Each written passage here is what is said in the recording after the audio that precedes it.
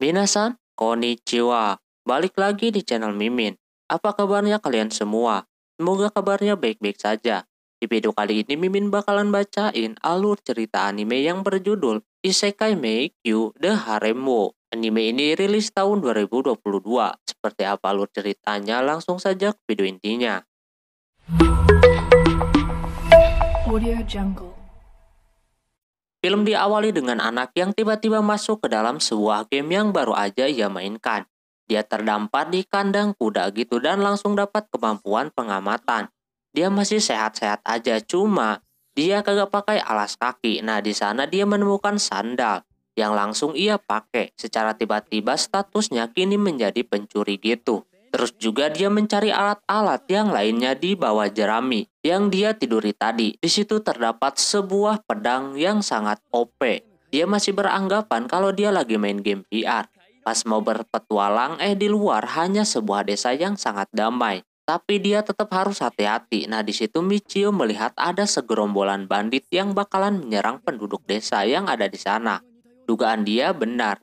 Ditambah di sana ada bandit udah pakai perlengkapan tingkat tinggi. Jadi kemungkinan warga pasti pada kalah. Akhirnya karena Michio mikirnya ini misi pertamanya, dia pun ikut turut membantu dan langsung menghajar bosnya beserta yang lainnya. Lantas para penduduk pada ketakutan, banyak darah bertebaran seperti itu. Hingga akhirnya Michio berhasil menaklukkan semuanya. Tak lama datang kepala desanya dan berterima kasih kepada Michio yang udah melindungi penduduknya. Dia langsung diundang ke rumahnya, alhasil dia pun ikut ke sana dan diperlihatkan barang-barang yang didapatkan si Michio dari menghabisi bandit tadi. Cuma di situ ada yang kurang. Salah satu barangnya ada yang ditukar, yang alhasil sama kepala desanya mau dicari siapa pelakunya. Sedangkan si Michio-nya pergi istirahat. Nah, di sana dia mulai berpikir gimana caranya keluar. Pas dia coba-coba log out, keluar dan diakhiri ngomong menu tetep kagak mau keluar.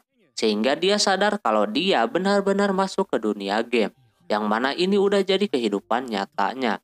Apalagi dia udah membunuh para bandit tadi. Tak lama kepala desa itu menghampirinya lagi, nyuruh untuk membasuh dan juga mengganti bajunya. Sesudahnya barulah orang yang menukar barang yang tadi udah ditangkap. Kepala desa meminta hukuman buat orang ini. Michio menyerahkan semuanya ke kepala desa, yang akhirnya penduduk tersebut diubah statusnya menjadi budak, yang nantinya bisa Michio jual. Dan juga barang-barang tadi pun bisa dijual ke kantor kesatria yang ada di kota Vel. Dan budak yang tadi pun bisa dijual di sana. Dan hasilnya bisa dibagi-bagi. Alhasil Michio pun memutuskan buat ke sana, yang diantarkan oleh si kepala desa. Sesampainya di sana, Michio diinvestigasi terlebih dahulu, terutama di bagian statusnya. Dia udah pasrah, takutnya kagak punya KTP. Taunya muncul dan selamat. Akhirnya dia dapat uang untuk pertama kalinya dalam menjual barang-barang bandit. Setelahnya mereka mau menjual budak. Tapi si Michio merasa tempatnya jadi agak sedikit berbeda. Si kepala desa memberitahu kalau di situ terdapat tempat yang dilarang, yaitu tempat-tempat haram gitulah pokoknya. Sehingga si Michio tertarik mau ke sana. Tak lama mereka sampai, yang menjual itu namanya Alan.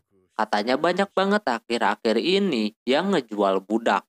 Setelah di kota tersebut terdapat labirin. Di situ mereka mulai bernegosiasi hingga menemukan harga yang cocok, yaitu 30.000 nar. Mereka berdua setuju dan langsung Michio membaginya ke kepala desa tersebut. Lalu dia pun pulang meninggalkan si Michio di sana. Michio merasa kagak punya siapa-siapa lagi. Tak lama si Alan pun memanggilnya lagi. Kini dia menawarkan budak kepada si Michio.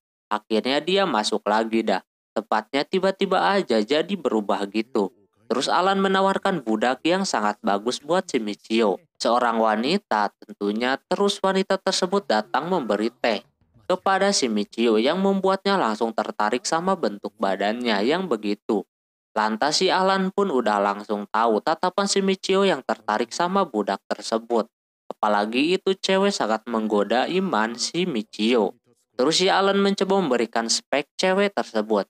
Kalau itu cewek cocok buat pemula, dia bisa multifungsi. Karena dia dari ras serigala dan juga masih perawan, tentunya kalau mereka berdua membikin anak, anaknya bakalan ikut ras emaknya. Nama dia Roxanne.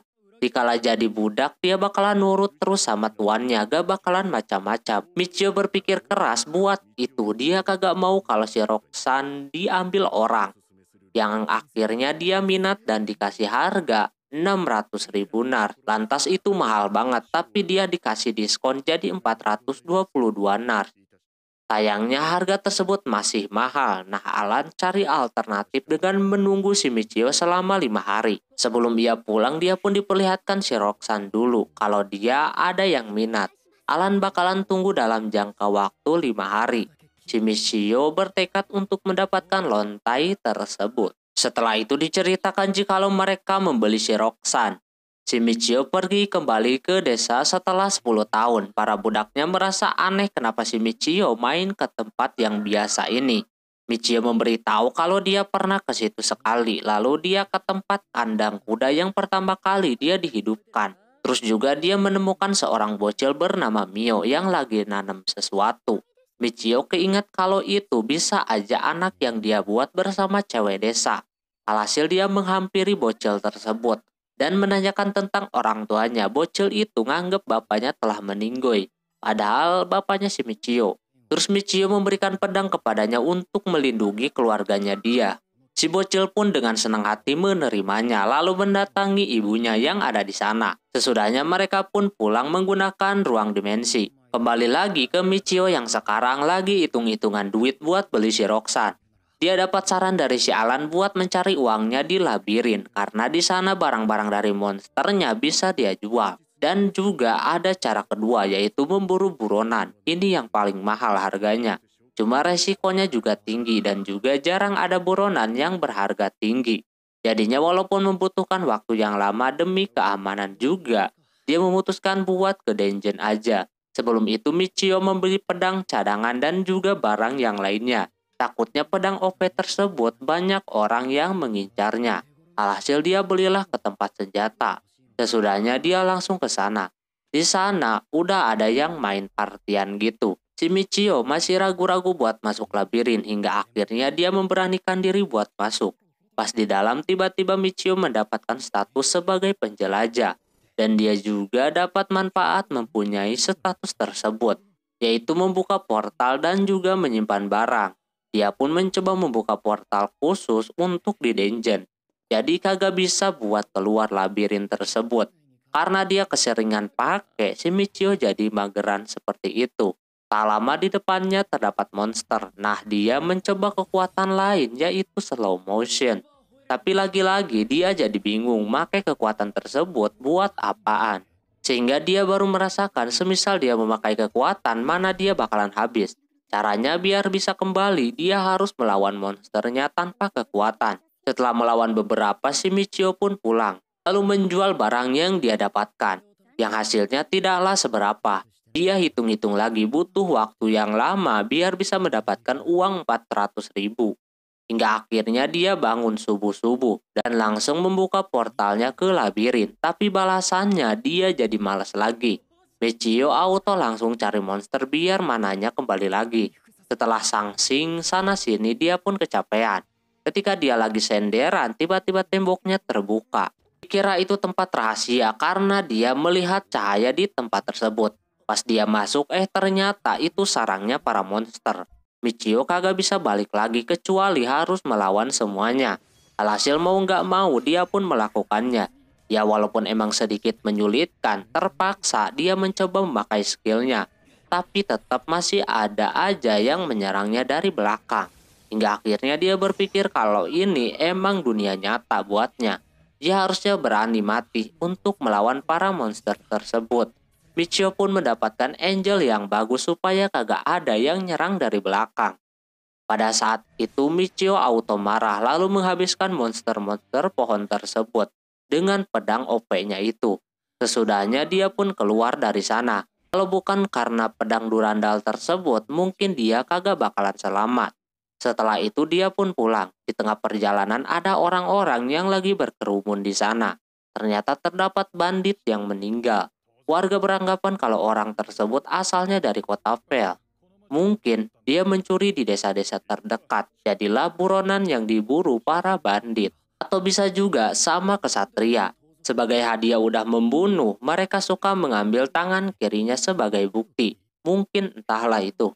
Di situ si Michio mulai berpikir daripada dia capek-capek ke dungeon, mending dia memburu bandit aja, biar cepat dapat uangnya dan bisa kebeli si Roxanne dengan cepat. Oke, mungkin segitu dulu untuk video kali ini. Mohon maaf bila ada kesalahan dalam penyebutan nama, tempat, atau yang lainnya. Dan sampai jumpa di episode 3 dan 4-nya. Ya, mata nih. Bye-bye.